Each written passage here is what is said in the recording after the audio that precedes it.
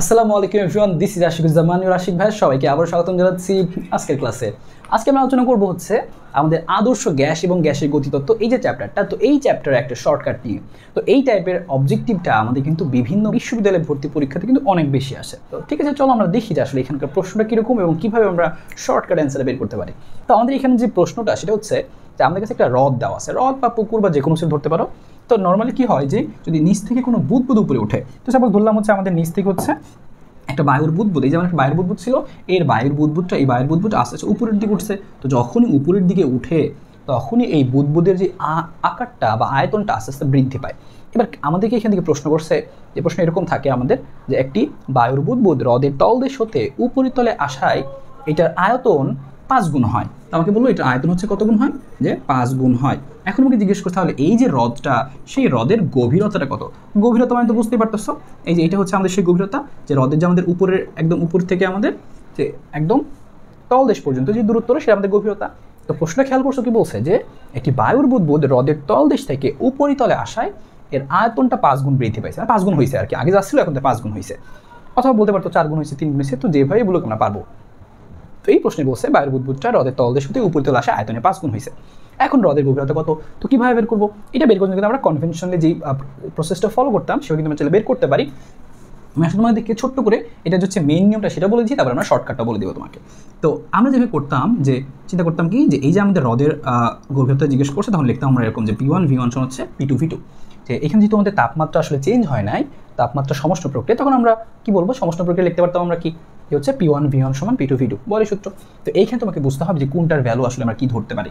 এবার লক্ষ্য করো যে আমাদের কি ঘটনা, যে আমরা এক কাজ করবো, নিচের যে জিনিসগুলো, নিচের যে হচ্ছে চাপ, নিচের যে আয়তন, এগুলোকে আমরা ধরলাম হচ্ছে কি P1 V1। তো আমরা ধরলাম যে নিচে যে আয়তনটা ছিল সেই আয়তনটা হচ্ছে V, আর উপরে যখন উঠবে তখন এটার তো আয়তন চেঞ্জ হবে, এটার তো চাপ চেঞ্জ হবে।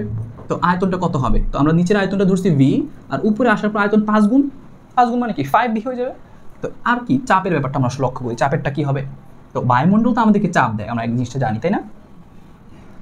তো বায়ুমণ্ডল আমাদেরকে যত চাপ দেয় সেই চাপটাই কিন্তু এই হ্রদের তলদে উপরের যে পানিটা আছে, হ্রদের উপরের পৃষ্ঠ, সেই পানির উপরে চাপটা দিবে। এবং সেই চাপটা কত হবে, সেই চাপটা জানি আমরা, যে বায়ুমণ্ডলের স্বাভাবিক চাপ 10⁵ প্যাসকেল, দ্যাটস ইট। তো এইবার এই চাপটাই কিন্তু সমানভাবে সঞ্চালিত হয়ে নিচেও চলে আসবে। প্যাসকেলের সূত্র, যে কোনো তরল বায়ু পৃষ্ঠে চাপ দিলে সেটা সমানভাবে সঞ্চালিত হয় এবং সেটা নিচেও চলে আসবে। তার মানে সেই চাপটা কিন্তু নিচেও থাকবে 10⁵, কিন্তু এই নিচে আরও এক্সট্রা একটা চাপ থাকবে। সেই চাপটা কি, সেটা আমরা জানি যে তরলের অভ্যন্তরে একটা চাপ থাকে।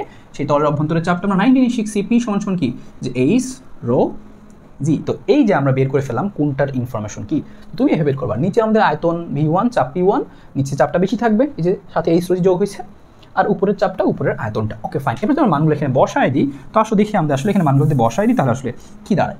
এবার দেখো P1 এর মানটা কত লেখা, P1 এর মানটা লেখা কত, 10⁵ যোগ H⍴G। আর V1 এর মানটা কত, আয়তন কত, আয়তন লেখা হচ্ছে V, আয়তন তো আমি জানি না, এই কত ছিল। আর একইভাবে P2 এর মান কত, P2 এর মান হচ্ছে 10⁵, V2 এর মান কত, তারা বলছে হচ্ছে 5V, 5 গুণ হয়। এবার দেখো এই যে সেই H, সেটা আমরা বের করতে যাচ্ছিলাম। তো কী করবো আমরা, যে V থেকে দিলাম, গুণাকার আছে, এবার হিসাব করবো আমরা। তো এখান থেকে বের করতে চাই আমরা H⍴G, এখানে দেখো 5 × 10⁵, তাই না, 10⁵। আর এবার শুধু একটা 10⁵ এবং প্লাস আকারে আছে, এবার সেগুলো কী হয়ে যাবে, মাইনাস। যদি সেটা প্লাস আকারে আসে, মাইনাস যদি হয়, 5টা 10⁵ থেকে একটা 10⁵ যদি আমরা বিয়োগ করি, থাকবে কত, 4টা 10⁵, তাহলে 4 × 10⁵। কিন্তু আমরা চাচ্ছিলাম কি H এর মানটা, তাহলে এই যে আমাদের ρg ছিল, তাহলে ρg দিয়ে আমরা ভাগ করে দিব, তাহলে আমার থাকবে কত, 4 × 10⁵। আর ρ আর g এর মান কত, রো হচ্ছে তো আমরা জানি পানির ঘনত্ব কত, 1000, আর জি এর মানটা কত, 9.8। এইটুকু যদি আমরা ক্যালকুলেশন ছোট্ট করে করি, তাহলে আমাদের মান তোমরা দেখবা যে মানটা কত আসবে, আসবে হচ্ছে 40.something, 40.1 মান আসবে, এত মিটার। তাহলে আমরা বলবো কি, এই যে আমাদের হ্রদের তলদেশ থেকে উপরে আসতে আসতে আয়তন 5 গুণ হয়েছে, সুতরাং আমাদের যে গভীরতাটা, সেই গভীরতা হচ্ছে 40.8 মিটার বা 81 মিটার, এরকম সামথিং একটা মান আসবে। তো পরীক্ষার মধ্যে অবজেক্টিভে যদি আসে, এটা আসলে আমরা পুরোটা করে দিব। আর যদি অবজেক্টিভ আসে, অবশ্যই আমরা এত বড় করবো না। তো শর্টকাটটা কি, তো শর্টকাট চল দেখে ফেলি, যে শর্টকাটে তুমি দেখার সাথে সাথে বলে ফেলতে পারবা যে অ্যান্সারটা কত। তাহলে আসুন আমরা এবার এই এত বড় প্রশ্নটা আমরা কীভাবে আসলে শর্টকাট ওয়েতে অ্যান্সারটা বের করতে পারি সেটা দেখি। এবং আমরা চিন্তা করো যে সামান্য এইটুকু অংশের মধ্যেই এই জিনিসটার অ্যান্সার লিখতে পারবো, যে সামান্য এইটুকু অংশে আমরা কিন্তু অ্যান্সারটা বের করে ফেলতে পারবো। সেটা কি, শর্টকাটটা লিখে রাখো। এই শর্টকাট হচ্ছে আমাদের যে এই গভীরতাটা হবে, সেই গভীরতা হবে সেরকম, যে 10.2 × n - 1 শেষ। শুধুমাত্র এইটুকু ব্যবহার করি, কিন্তু আমি চাইলে এইখানকার বের করে ফেলতে পারবো যে গভীরতাটা কত এই টাইপের ক্ষেত্রে। তো সেখানে আমরা কী করবো, 10.2 এর সাথে n-1 গুণ দিব। যেখানে n মানে কি সেটা বুঝলেই তোমার আর কোনো কিছু লাগবে না। n মানে হচ্ছে একটা বায়ুর বুদবুদ উপরে উঠতে উঠতে আয়তন কয় গুণ হইল। আয়তন যদি বলে 5 গুণ তাহলে n এর মান 5, যদি বলে আয়তন 6 গুণ তাহলে আয়তন হচ্ছে 6, n এর মান 6, এরকম। তো তুমি বসাই দাও, দেখো আর 10.2, তো 10.2 যদি আমরা এখানে বসাই তাহলে আমাদের অ্যান্সারটা কত আসছে দেখো, 10.2 গুণ n-1, n এর মান কত বসে আয়তন 5 গুণ হয়, তো 5 n এর মান 5 বসাবো, 5 থেকে 1 বাদ দিলে কত 4, তো এইরকম মান চলে আসছে।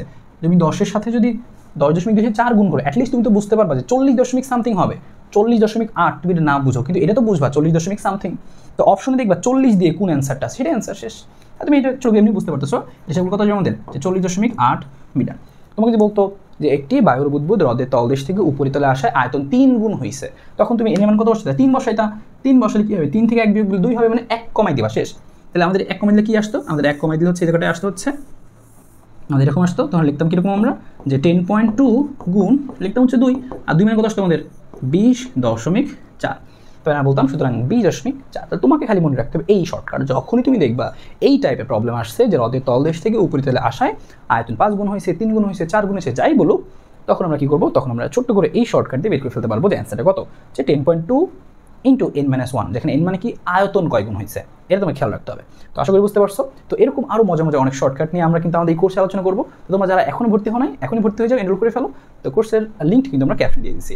সবাই ভালো থাকো, আবার দেখা হচ্ছে ইনশাল্লাহ, আল্লাহ হাফেজ।